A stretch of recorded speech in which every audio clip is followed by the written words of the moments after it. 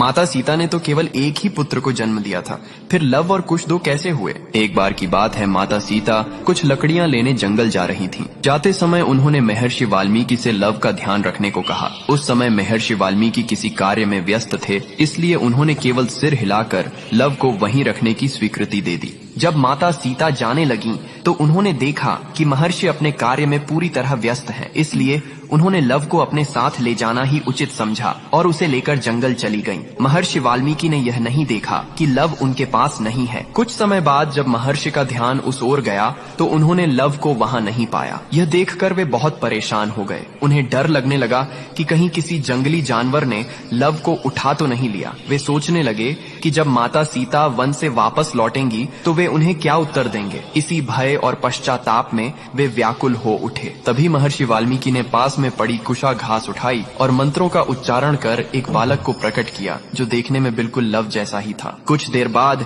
जब माता सीता वन से लौट कर आईं, तो महर्षि ने देखा कि उनके हाथ में लव पहले से ही मौजूद है। यह देखकर वे आश्चर्यचकित रह गए, लेकिन माता सीता उस दूसरे बालक को देखकर अत्यंत प्रसन्न हुई, क्योंकि वह बालक कुशा से उत्पन्न हुआ था, इसलिए उसका नाम कुश रखा गया।